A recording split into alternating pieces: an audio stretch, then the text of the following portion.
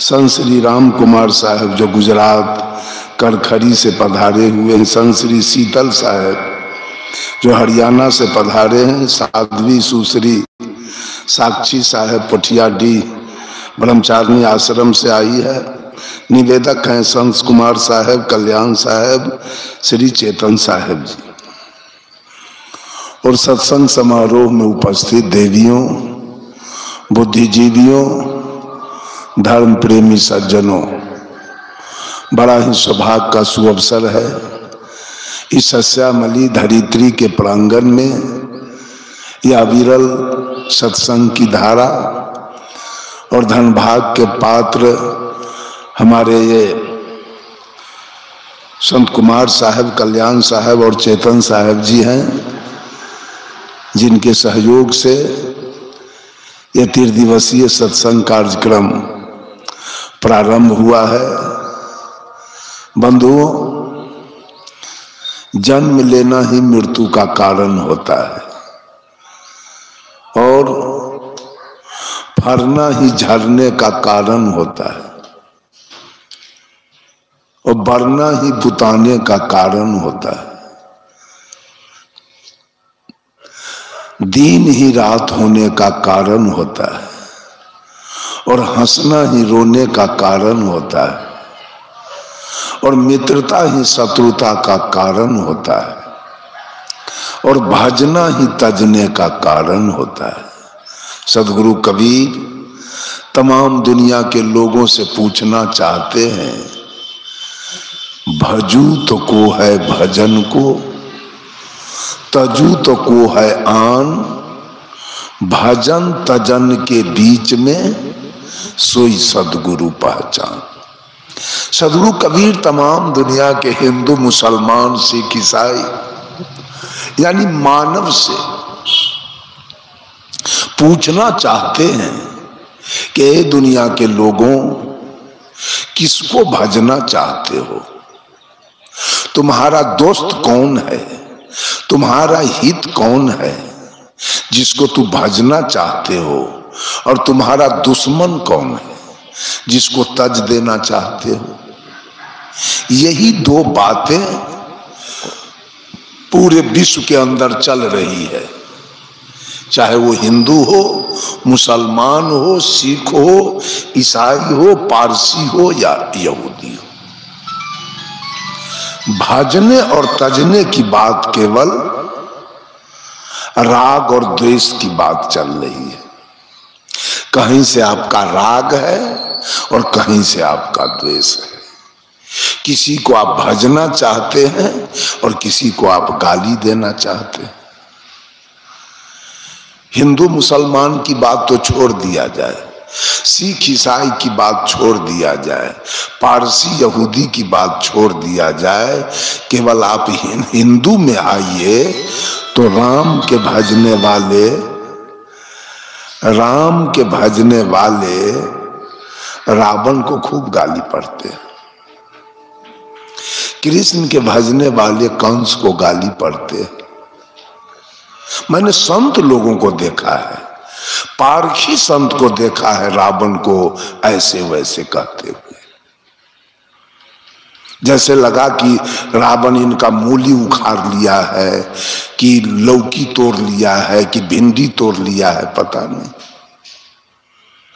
खूब उसका विरोध कर रहे थे, राम का खूब बड़ाई का पुल बांध रहे थे और रावण का कस के विरोध कर रहे थे मंच से। एक तरफ राग और दूसरे तरफ द्वेष। ये राग द्वेष की अग्नि में पूरी सृष्टि जल रही।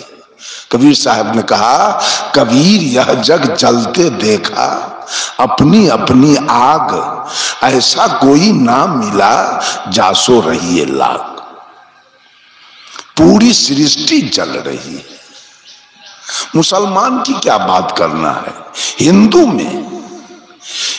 में इतने दल बनाए गए हैं कि एक दल वाले दूसरे दल वाले से जलते रहते हैं। अब बताइए, इसमें कौन मुक्त होगा? किसका कल्याण होगा? किसका मोक्ष होगा? किसकी मुक्ति होगी? किसके जीवन में सुख शांति आएगी? समस्या खड़ा है। साहब कबीर कहते हैं किसको भजोगे और किसको तजोगे?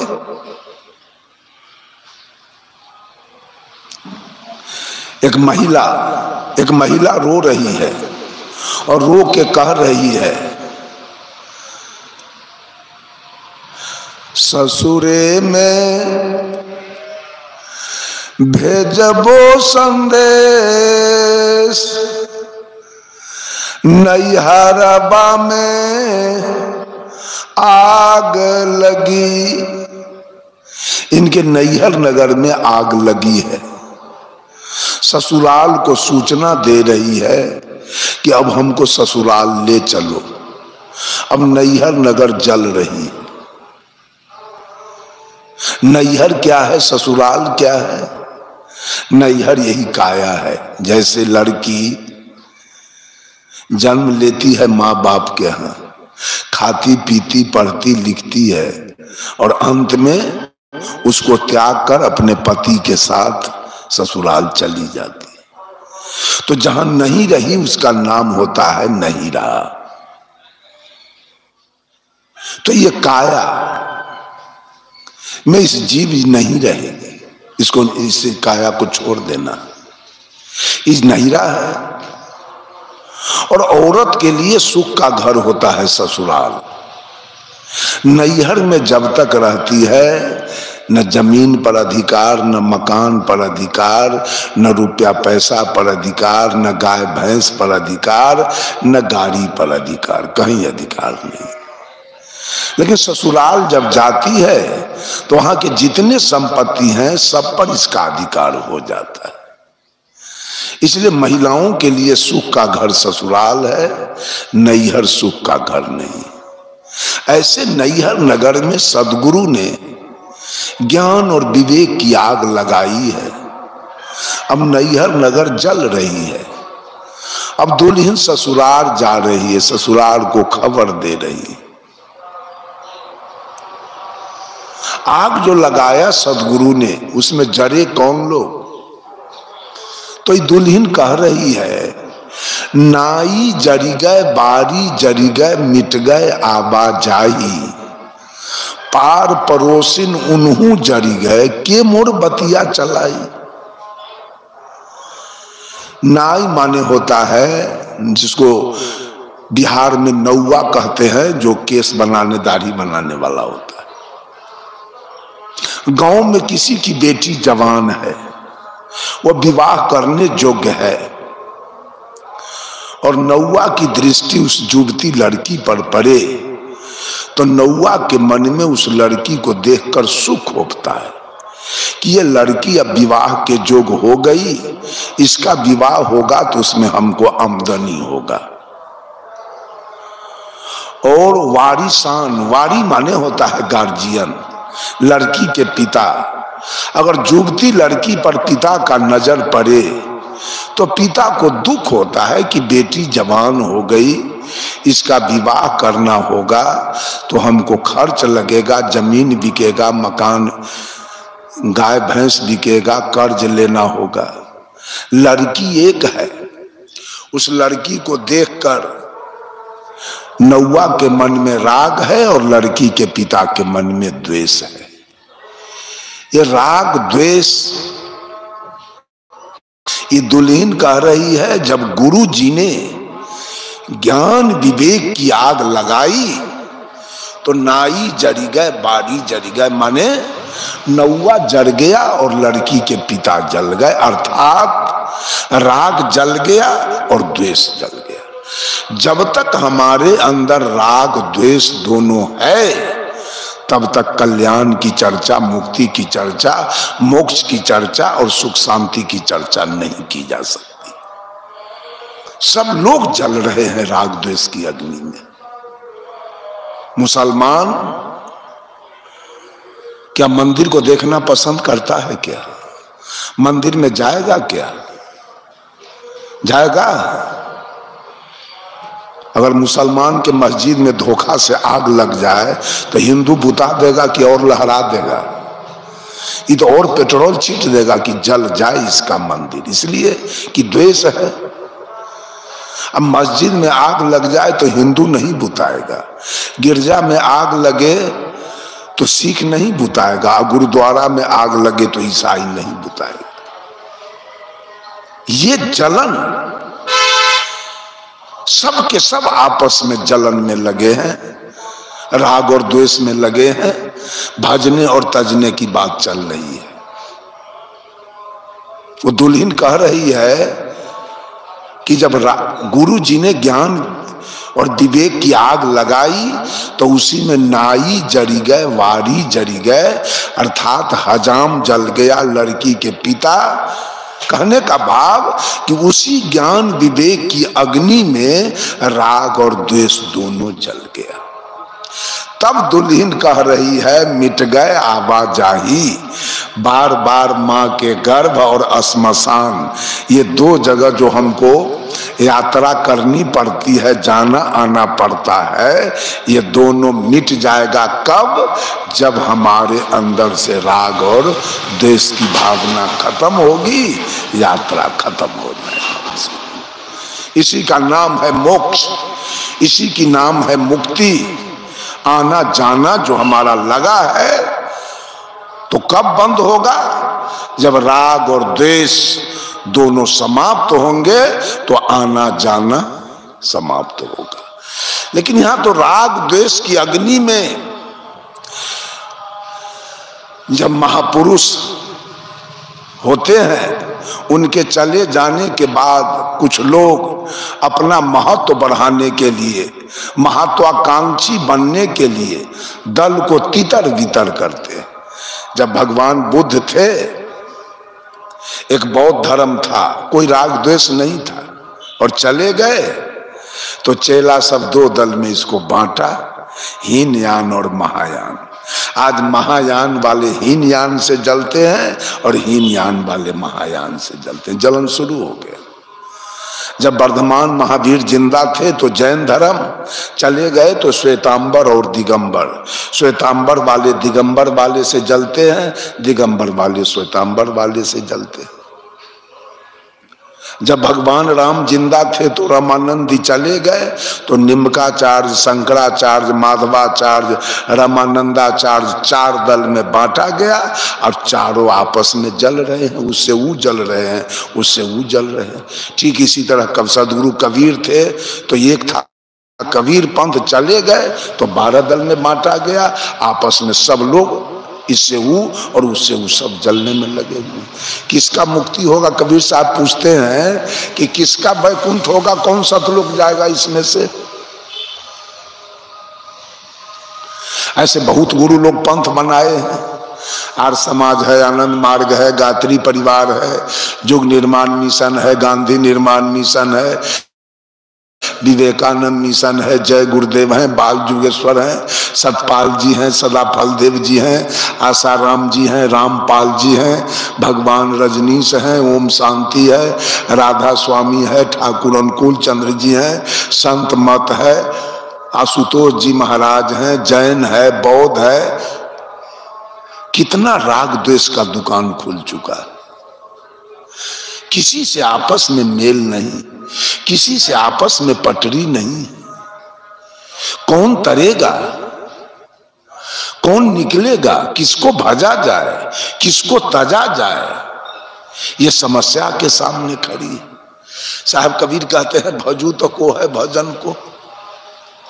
आपने राम जी का मंदिर बनवा लिया दरवाजे पर, ठीक है, राम जी आपकी मदद करेंगे, लेकिन आपने कृष्ण जी का मंदिर नहीं बनवाया तो कृष्ण जी तो आपका विरोध करेंगे। आपकी मुक्ति हुई? एक आपके घर के बगल में एक दोस्त का घर हो और दूसरे तरफ दुश्मन का घर हो और विपत्ति आ जाए तो दोस्त आपकी मदद करे और दुश्मन आपका विरोध करे तो कल्याण हो गया, मुक्ति पा गया, आप शांति मिल गई। यहां तो लोग दोस्त दुश्मन पाल रहा है। जब आपने सुन लिया कि देवताओं की कल्पना 56 करोड़ की गई है, तो केवल राम का भजन आप करते हैं, तो राम केवल आपके सहायक होंगे, और जो बच गया जितने देवी देवता आपके विरोधी हो जाएंगे। आपने कृष्ण का मंदिर दरवाजे पर बनवा लिया, हनुमान जी का मंदिर तो नहीं बनवाया, तो हनुमान जी आपके सपोर्टर क्यों होंगे? क्यों आपको मुक्ति होने देंगे? क्यों मुक्ति दिलाएंगे आपका? और हनुमान जी का मंदिर आपने बना लिया, महादेव जी का नहीं बनाया, तो महादेव जी आपके सहायक क्यों होंगे? साधारण वातावरण में सोच लीजिए कि एक पिता के 4 पुत्र हैं और पिताजी सारा संपत्ति एक पुत्र को लिख दे दे, तो 3 बेटा उसके सपोर्ट में रहेगा क्या? उसको मानेगा? नहीं ना मान सकेगा। तो आप अपने हृदय से विचार के देखिए कि किसकी भक्ति आप करना चाहते हैं। सब लोग फंस रहे हैं, सब लोग फंस रहे हैं कहीं न कहीं जाकर। वो बाहरी भजन भक्ति करने वाले सब लोग फंसेंगे, दूसरा कोई उपाय नहीं है। राग द्वेष के दलदल में सब लोग जाके फंस जाएंगे, इसलिए कि 56 करोड़ का नाम भी आप नहीं जानते हैं, और पूजा आप कैसे कर लेंगे सबका? जो आप बच जाएंगे। बंधुओं, बहुत पंथ, महादेव जी एक हैं, उनके नाम से जरा देख लीजिए कितना पंथ लोगों ने चलाया। ओम शांति अलग चला है, आनंद मार्ग अलग चला है, शिव के पुजारी तो पहले से है ही हैं, अभी शिव चर्चा चल गया है। अब बताइए, वेद का अनादि मंत्र था ओम नमः शिवाय। हिंदू का जो मुख्य ग्रंथ वेद है, उसका पुराना ग्रंथ, मान्य ग्रंथ, सर्वश्रेष्ठ ग्रंथ, मुख्य ग्रंथ है वेद। और वेद का मंत्र क्या था? ओम नमः शिवाय।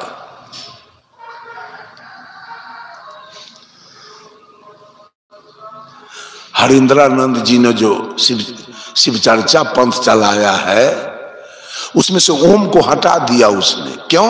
ईर्ष्या देखिए। ओम में 3 मात्रा है, ओ जोड़ ऊ जोड़ म, अ ब्रह्मा ऊ विष्णु म महादेव। तो इनको तो एक भाई महादेव जी से जरूरी है, ब्रह्मा विष्णु से कोई लेना देना नहीं, कोई मतलब नहीं है। इसलिए इन्होंने ओम को काट के हटा दिया और केवल छोड़ दिया है नमः शिवाय, कि मैं केवल शिव को नमन करता हूं, ब्रह्मा विष्णु में से इनको बहुत ईर्ष्या है, उनका नाम ही नहीं लेना पसंद करते। कैसे मुक्ति होगी? इस ईर्ष्या द्वेष में हमारा कल्याण कैसे होगा? दुर्गा के भजने वाले लोग महिषासुर को गलत दृष्टि से देखते हैं, उसका भद्र अभद्र मूर्ति बनाया जाता है महिषासुर के। मैं तो देखा है एक जगह कि हनुमान जी राम और कृष्ण को कंधा पर लिए खड़े हैं, और नीचे में वो कौन है, उसके कलेजा पर लात रखे। पताल का राजा कौन था? उसके कलेजा पर दोनों पैर रख के खड़ा। इतना ईर्ष्या कि उसका कलेजा का हड्डी फट्टी तोड़ दिया जाए। जरा बताइए, कहां आपका भजन हो रहा है? इतना ईर्ष्या में, इतना क्रोध में आप भजन कर रहे हैं, आपकी भक्ति चल रही है। ये तरने की बात है, ये मुक्ति की बात है, ये सुख शांति की बात है, ये मोक्ष की बात है। साहब कबीर तो यहां तक पूछ दिए कि सेत बांध के पार गए सीता के भरतार, ताही अगस्त मुनि अच गयो इनमें को करता। के दुनिया के लोग, तुम्हारे रामचरित्र मानस में लिखा है कि सीता के दुल्हा, सीता के पति श्री राम सेत बांध रामेश्वर बांध के लंका गए और रावण के खानदान को मार के गिराया। और तुम्हारे रामचरित्र मानस में लिखा है कि अगस्त मुनि एक चिरुआ में समुद्र को उठा के पी गए। तो बताओ कि पीने वाला बड़ा कि पुल बनाने वाला बड़ा? बोलिए। पीने वाला का पूजा कौन कौन कर रहा है? जरा हाथ उठाइए तो। सब पुल बनाने वाले के पीछे पड़ा हुआ है,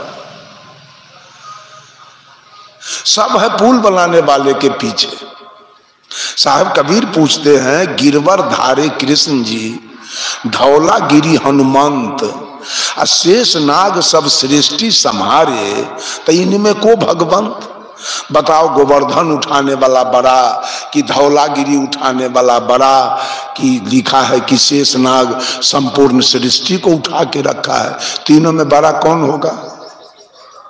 तो शेषनाग का पूजा कौन करता है? सब गोवर्धन वाले के पीछे है, सब धौलागिरी वाले के पीछे पड़ा है।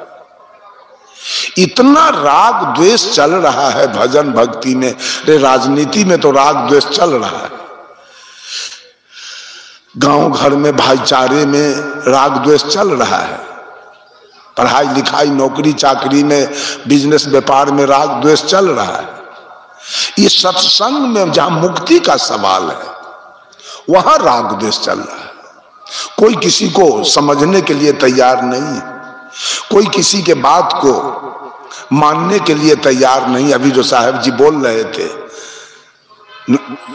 ये क्या नाम है इनका, साहब जी बोल रहे थे जो कहा कि मैं कुछ जानता हूं, कहा कि आपको समझाने में अधिक देर लगेगा, और जो कहा मैं कुछ नहीं जानता हूं, कहा कि जल्दी समझ जाए। एक आदमी आया, हमसे कुछ प्रश्न किया, प्रश्न का हल हम किए, तो एक आदमी कहा साहब जी से दीक्षा ना, दीक्षा तो हम लिए हुए हैं। माने इतना राग द्वेष है कि हम जहां से ले लिए उससे हम टसमस कितनों ज्ञान के बात आप सुनाइएगा, हम हट नहीं सकते हैं, क्योंकि हम वहां से दीक्षा हम ले चुके हैं। कितनों आपका ज्ञान अच्छा है तो अपने पास रखिए, हम दीक्षा ले चुके हैं, हम इधर से उधर होने वाले नहीं। इतना ईर्ष्या द्वेष चल रहा है। कबीर साहब कहते हैं, काटे बंधन विपत्ति में कठिन कियो संग्राम, मैं तो ही पूछो पंडिता गरुड़ बड़ा की राम। जब भगवान राम नाग फांस में बंध गए तो काटा किसने? तो गरुड़ बड़े कि राम बड़े? कौन बड़े? कहीं सच्चाई नहीं दिखाई दे रहा है। सब लोग राग द्वेष में जल रहे हैं, सब लोग ईर्ष्या द्वेष में जल रहे हैं, एक को भजते हैं दूसरे को तिरस्कार करते हैं। जब जानते हैं कि ब्रह्मा जी 3 भाई थे, ब्रह्मा विष्णु और महादेव, लोग महादेव जी का खूब भजन करते, महिला सब भी खूब जल चढ़ाती है, और न जाने ब्रह्मा विष्णु से इनके दिल में कितना ईर्ष्या है, कितना क्रोध है कि उसका चर्चा तक करना नहीं चाहती है। जबकि विष्णु वैष्णव थे, विष्णु जी के बारे में आया है कि वो शुद्ध शाकाहारी थे, वैष्णव, लेकिन महादेव जी शाकाहारी नहीं थे। महादेव जी शाकाहारी नहीं थे। एक आदमी बोल रहा था बोलो बम, मैंने पूछा एक बम तो डकैत रखता है, बदमाश, आतंकवादी, आपका ही कौन बम है? आखिर हर शब्द का अर्थ होता है, तो आपके बम शब्द का क्या अर्थ है? कहा हम तो नहीं जानते। मैं कहा मैं जानता हूं, मैं कभी देखा था बुरहानपुर आचार्य गद्दी का जो ग्रंथ है निर्णय सार, उसमें मैं देखा था बम शब्द शुद्ध नहीं है, शुद्ध होता है बाम। आज भी कम्युनिस्ट को वामपंथी कहा जाता है, वाम मार्गी। बाम शब्द शुद्ध होता है, बम शब्द कुछ है, बम शब्द है तो वही बम जिससे मर जाइएगा आप, उसके लिए है बम शब्द। और दूसरा कोई बम शब्द है ना, एटम बम, परमाणु बम, अणु बम कहिए, वो बम है, लेकिन यहाँ बैनाथ धाम वाला कोई बम नहीं है, बाम है ये। और बाम शब्द की उत्पत्ति 5 मकार से हुई है, मौ से मछली, मौ से मांस, मौ से मदिरा, मौ से मैथुन और मौ से मुद्रा। जो मछली खाता होगा, जो मांस खाता होगा, जो मदिरा पीता होगा, जो मैथुन करता होगा और जो मुद्रा के चक्कर में हमेशा रहता होगा, ये 5 मकार जहां हो वो सारे बाम मार्गी होंगे और सारे भोला का शिष्य होंगे। बाम मार्गी।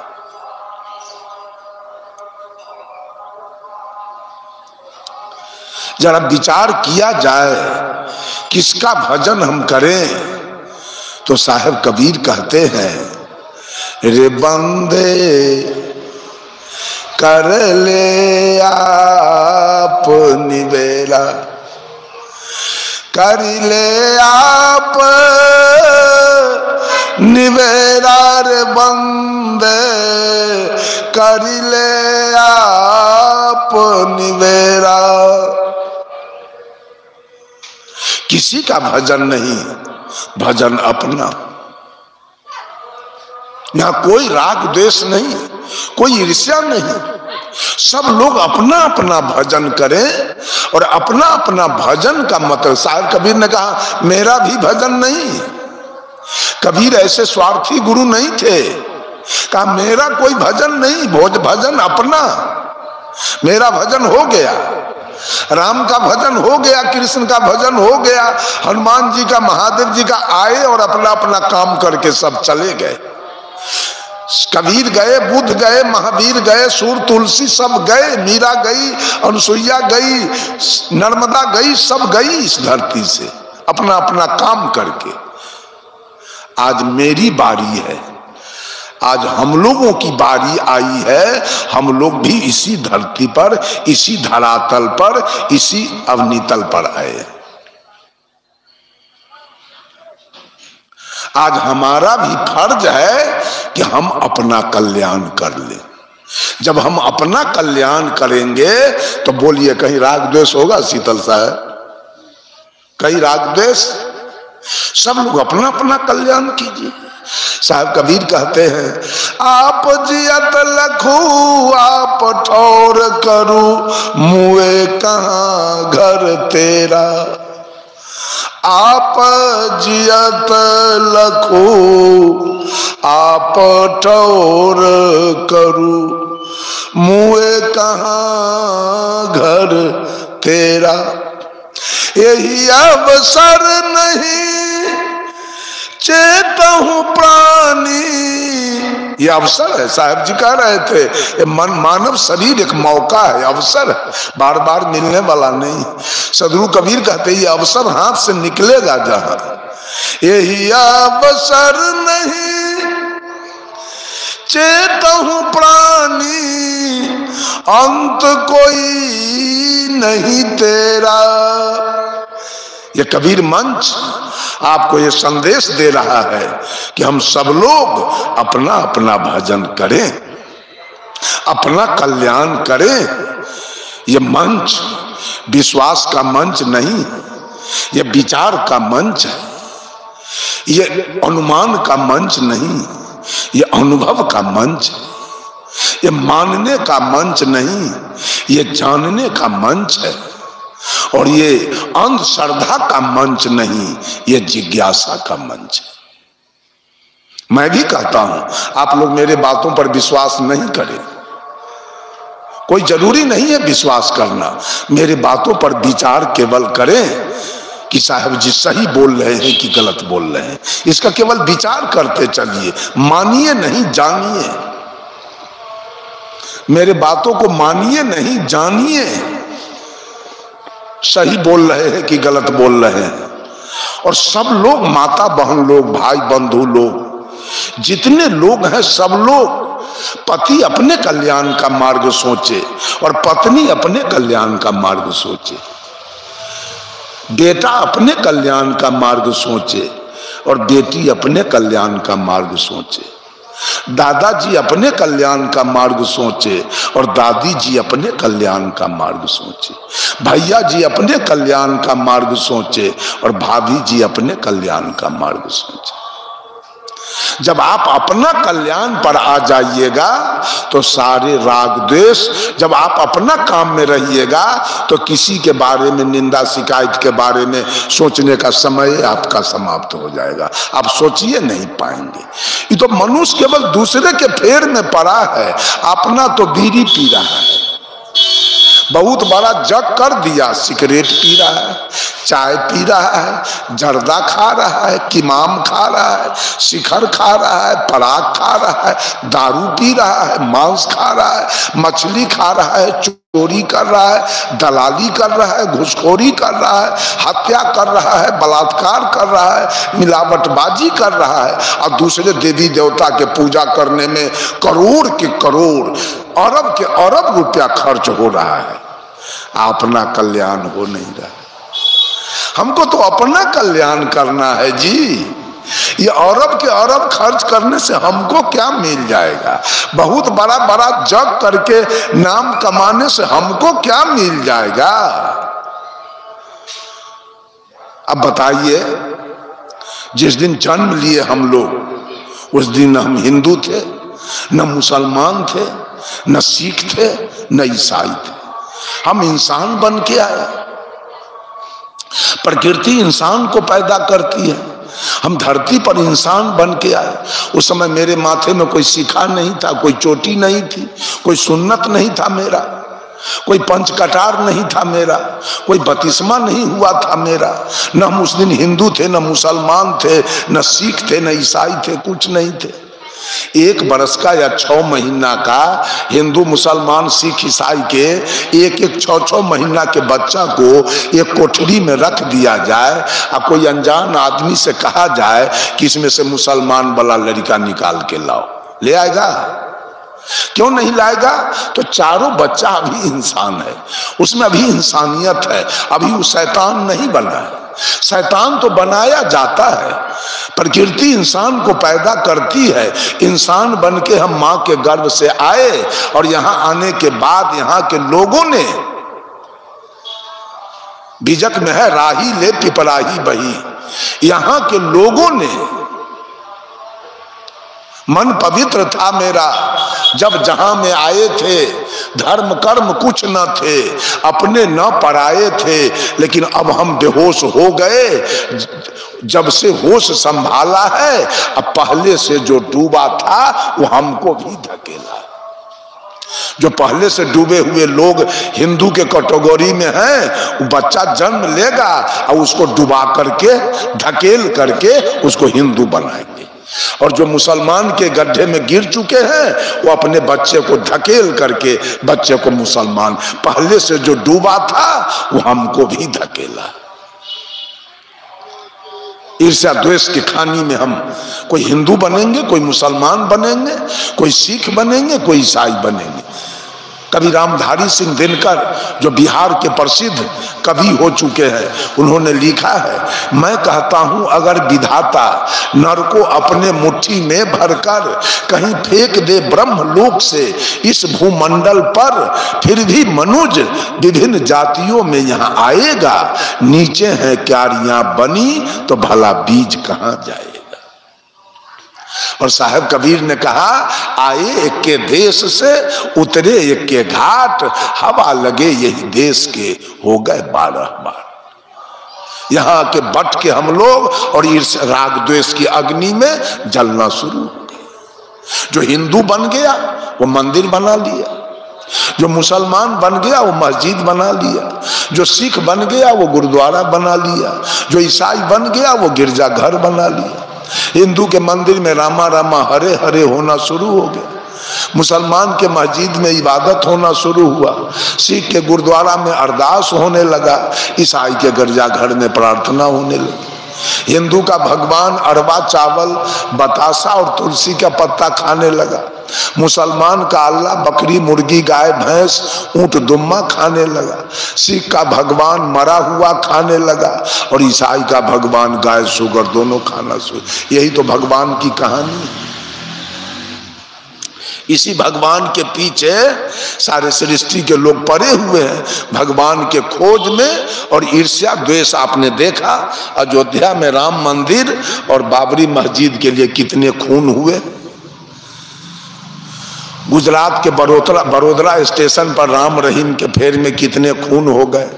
भागलपुर में, बिहार में, जब बिहार के मुख्यमंत्री डॉक्टर जगन्नाथ मिश्रा थे, दुर्गा भसाने के फेर में कितने खून हो गए। ये ईर्ष्या द्वेष की आपने सुना। पंजाब के अमृतसर में स्वर्ण मंदिर में संत जरनैल सिंह भिंडर वाले कितना बम पिस्तौल के जकीरा रखे हुए थे। ये तो धार्मिक लड़ाई लड़ी जा रही है। साहब कबीर कहते हैं,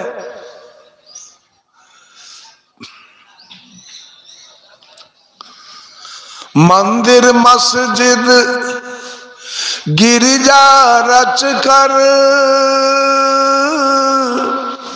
भाई भाई को तज कर, मजहब के दामन में छिप कर खींच रहा किरपान कि मुझको मिल जा ए भगवान। आज लोग राग द्वेष की क्यारी बना रहे हैं, राग द्वेष की कलुषित गठरी, मोह कपट माया की नगरी, ठुकरा करके सत्य मनोज अब बेच रहा ईमान। सत्य जो ये आत्मा है, जो पूरे सृष्टि का मुख्य, इसी पर सृष्टि टिका है, जिसका वकालत सदगुरु कबीर ने किया, इसको ठुकराया जा रहा है। और पत्थल पानी का पूजा करवा के, धरती आसमान सूर्य चंद्रमा का पूजा करवा के, ठुकरा करके सत्य मनुज अब बेच रहा ईमान। ये सारे धर्माधिकारी लोग, धर्म धुरंधर लोग सत्य को ठुकरा करके और ईमान बेच बेच के खा रहे हैं और पैसा कमा रहे हैं और भोली भाली जनता को धोखा दे रहे। मैं कहा किसको भजा जाए? भजन तो अपना। पहले समझिए मैं कौन हूं। साहब कबीर पूछते हैं, कौन तुम्हारी जाति है, क्या है तुम्हारा नाम, कौन तुम्हारा इष्ट है, कहां तुम्हारा ग्राम। जाति हमारी आत्मा, जीव हमारा नाम, ज्ञान हमारा इष्ट है, गगन हमारा ग्राम। पहले समझिए कि मैं कौन हूं। Who are you and who am I? आप कौन हैं और मैं कौन हूं, इसको पहले समझिए। इन्होंने कहा, साहब जी ने तो कहा कि पूरे शरीर मैं हूं। तो उन्होंने, गुरु जी ने कहा, क्या तू बाल हो, क्या तू मुंह कान नाक हो, क्या तू हाथ पैर हो, क्या तू पेट पीठ हो, क्या हो तुम? तो कहा नहीं, ये सब तो हम नहीं। तो आप हैं कौन? पहले आप बताइए कि आपकी जाति क्या है, आपका नाम क्या है, आपके इष्ट कौन है, आपका घर कहां है। पहले जब हम अपने आप को समझेंगे तब ना हम कुछ करेंगे अपने लिए। अभी तक तो हमको पता नहीं है कि मैं कौन हूं, तो अपने लिए मैं क्या करूं? अपने भलाई का काम क्या सब मैं करूं? अभी तक तो मुझे पता है कि शरीर मैं हूं, आंख कान नाक मुंह त्वचा हाथ पैर पेट पीठ मैं हूं। इसी के फेर में हम पड़े रहे। आप वो नहीं हैं। आपसे कोई पूछता है साहेब बंदगी, तो आप भी कहते हैं साहेब बंदगी। क्या साहेब, क्या समाचार है? तो आप कहते हैं समाचार तो ठीक है, लेकिन आज मेरे माथे में कुछ दर्द है।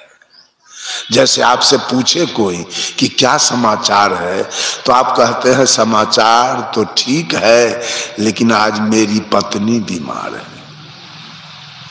आप कहते हैं मेरी पत्नी बीमार है। आप बीमार नहीं हैं, आपकी पत्नी बीमार है। आप अलग और आपकी पत्नी अलग। ठीक उसी प्रकार से आप कहते हैं आज मेरे माथे में दर्द है। आप अलग हैं और आपका माथा अलग। आपका सर अलग है, आप सर नहीं है। आप हाथ पैर नहीं है, आप मुंह कान नाक नहीं है। आप हिंदू मुसलमान सिख ईसाई पारसी यहूदी नहीं है। आप छूत अछूत नहीं है, आप अवर्ण सवर्ण नहीं है, आप नीच ऊंच नहीं है, आप गोरा काला नहीं है, आप विद्वान मूर्ख नहीं है, आप धनी निर्धन नहीं है, आप ब्राह्मण क्षत्रिय वैश्य शूद्र नहीं है, आप हाथ पैर आंख कान नाक मुंह नहीं है।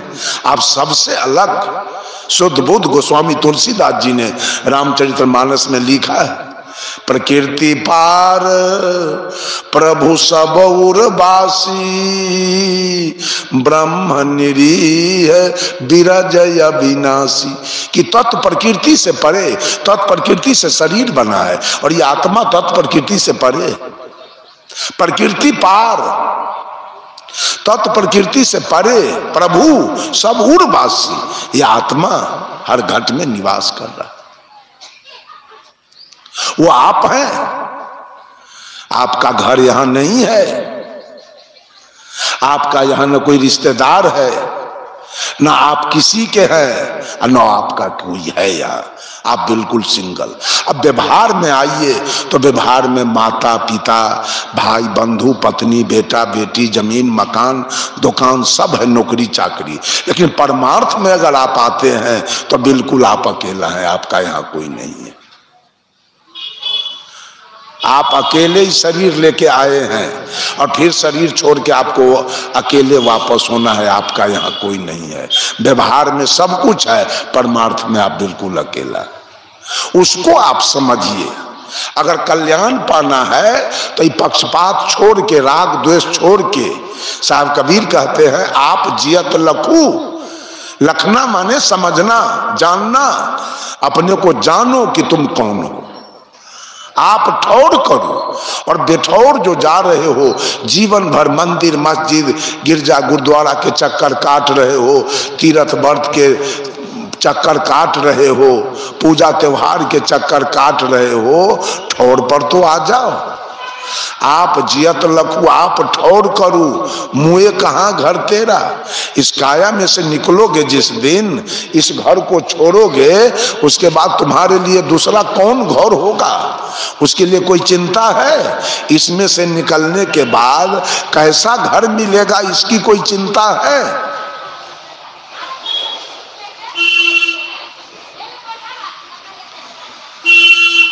एक निर्गुण भजन है, उसका अंतिम पंक्ति है, वह राह अकेले कटती है, वहां नहीं कोई साथ चले, उस पार न जाने क्या पाए, इस पार का सब कुछ हार चले। लो अपना जहां दुनिया वालों, हम इस दुनिया को छोड़ चले। वह राह, आज तो आप पत्नी के संग में, बेटा बेटी के संग में है, बहुत संगी साथी है। जिस दिन काया से निकलोगे वो रास्ता आपके लिए अकेला हो जाएगा, कोई साथी नहीं होगा जाने वाला। अकेले तय करना पड़ेगा वो रास्ता। किसके भरोसे, किसके घमंड में, किस साथी के घमंड में इतना गलत काम करते हो, वो रास्ता अकेले काटना पड़ेगा। वह राह अकेले कटती है, वहां नहीं कोई साथ चले, उस पार न जाने क्या पाए, इस पार का सब कुछ हार चले। जहां आप हैं बहुत धनी हैं, टाटा बिरला डालमिया हैं, लेकिन एक दिन बात सोच लीजिए कि जितना संपत्ति आपने बनाया है वो संपत्ति सब आपको हार जाना पड़ेगा। इस पार का सब कुछ हार चले, सब कुछ हार जाना पड़ेगा। एक तिनका भी आपका साथी नहीं बनेगा और उस पार न जाने क्या पाए। और आगे आपको क्या मिलेगा, कैसा आपका कर्म है, क्या मिलेगा, इसकी कोई गारंटी नहीं है। और जहां धन में डूबे हैं वो सब हार जाना है।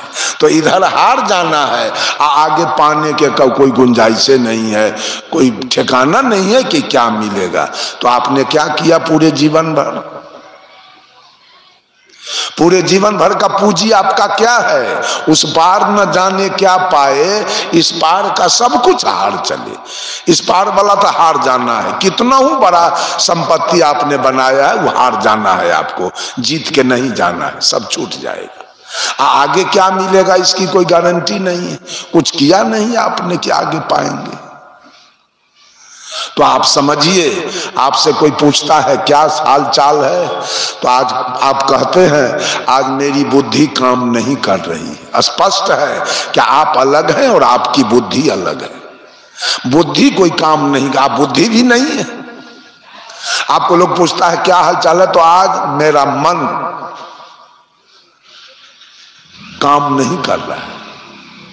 मन भी आप नहीं है, मन से भी आप अलग है। आप क्यों नहीं कहे कि आज मैं खराब हूं? कहता नहीं, आज मेरा मन खराब। अब मन भी नहीं है, बुद्धि भी नहीं है, अब माथा भी नहीं है। वो पूछता है क्या हाल चाल है, तो मेरे दांत में दर्द है। आप अलग हैं, आपका दांत अलग है। आपके दांत में दर्द हो रहा है, आप में कोई दर्द नहीं है। क्या हाल चाल है, तो आज मेरे पेट में दर्द है। आप पेट भी नहीं है, पेट अलग है और आप अलग है। पहले जानना होगा कि मैं हूं कौन। अगर कल्याण पाना है तब पहले अपने को जान लीजिए, तब आप अपना हित की बात सोचेंगे, अपने कल्याण की बात सोचेंगे। आज तक तो पता नहीं कि मैं कौन हूं। पता तो यही है, जाति अपना बताते हैं, हम साहू हैं, हम कुछ हैं, हम कुछ हैं, ऐसा बताते हैं। वो जाति मेरी नहीं है, जाति मेरी आत्मा है और जीव हमारा नाम है। अपना भजन हम लोग करें। अपना भजन का मतलब है अपना सुधार करें, अपना ध्यान साधना करें, अपने कल्याण का मार्ग खोजे। आज तक सब लोग दूसरे जगह लगे हुए हैं, कोई राम के पीछे, कोई कृष्ण के पीछे। आप यह भी तो कहेंगे कि आप भी तो कबीर के पीछे पड़े हुए हैं। हम कबीर के पीछे नहीं, हम कबीर के विचार के पीछे हैं। कबीर के फोटो के पीछे हम नहीं हैं, कबीर के पूजा के पीछे हम नहीं हैं। कबीर के विचार और कबीर के सिद्धांत के पीछे हम चलने वाले। ये बात समझ लीजिए। हम कबीर के फोटो का पूजा नहीं करते, हम कबीर के फोटो का आरती नहीं उतारते हैं। हम अपने सदगुरु का आरती उतारते हैं, जो 7 दीप 9 खंड में गुरु से बड़ा न कोई। करता करे जो कर न सके, गुरु करे से होए। गुरु है बड़े गोविंद से, मन में देखो विचार। हरि सिरजे तो बार बार, गुरु सिरजे तो पार। गुरु से बड़ा देवता इस धरती पर आपको नहीं मिल सकेगा। इसलिए मैं गुरु की आरती करता हूं, गुरु की पूजा करता हूं और माँ की आरती पूजा करता हूं। चूंकि माँ अगर नहीं होती तो ये दुनिया कहां से आता? प्रधानमंत्री, मुख्यमंत्री, रेल मंत्री, विदेश मंत्री, रक्षा मंत्री, वित्त मंत्री कहां से आते? मां नहीं होती तो IG, DIG, collector, commissioner, professor कहां से आते? मां नहीं होती तो गुरु कहां से आते और चेला कहां से आता? मां नहीं होती तो ढोलक बजाने वाला, नाल बजाने वाला, हारमोनियम बजाने वाला, ऑर्गन पैड और गाने वाला कहां से आता? सबका श्रेय मां है। चूंकि इस शरीर देने वाली, ये तन देने वाली मां है, तो मां को देवता कहा जाए तो क्या हर्ज जाए?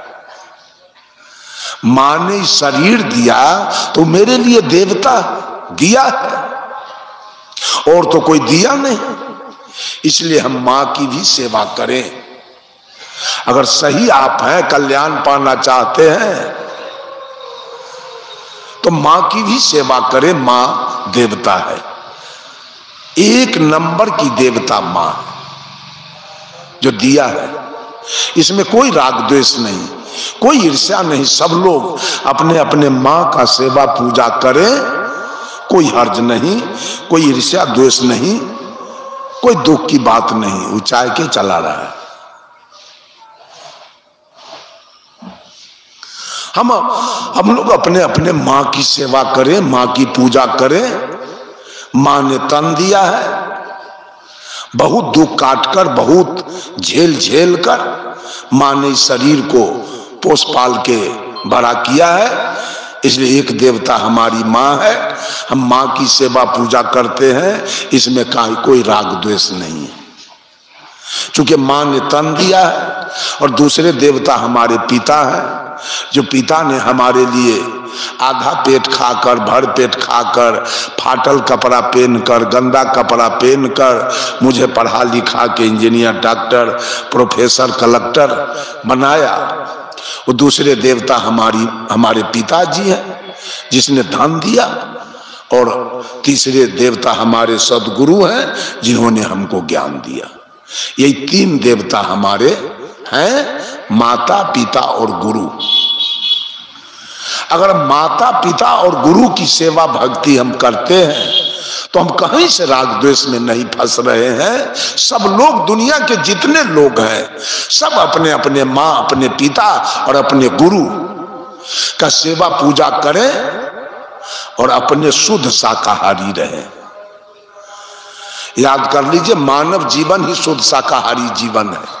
यहाँ आकर के हम लोग भटक गए हैं, तो गुरु लोग कंठी बांध करके हमको मार्ग पर लाते हैं कि बेटा तू भटक गए हो, गिर गए हो, पदच्युत हो गए हो, अपने मार्ग पर चले आओ। सीधे कंठी बांध लेना कोई सद्गुण नहीं है, वो तो शाकाहारी बनना है, मानव बनना है। अगर आप मांस मछली खाते हैं तो आप मानव नहीं है, आप दानव हैं। गुरु जी कंठी बांध करके अब मानव के पटरी पर पहले आपको लाते हैं, उसके बाद सद्गुण की चर्चा बाद में होती है। पहले तो आप मानव बनिए। तो हमारा धर्म है, हमारा नेचर है, हमारा गुण है, हमारा स्वभाव है शुद्ध शाकाहारी रहे। तो हम शुद्ध शाकाहारी रहे, दुर्व्यसन मुक्त रहे। हम खैनी, बीड़ी, गांजा, भांग, तारी, दारू, पान, बीड़ी, सिगरेट, जर्दा, किमाम, इन तमाम दुर्व्यसनों को त्याग करें।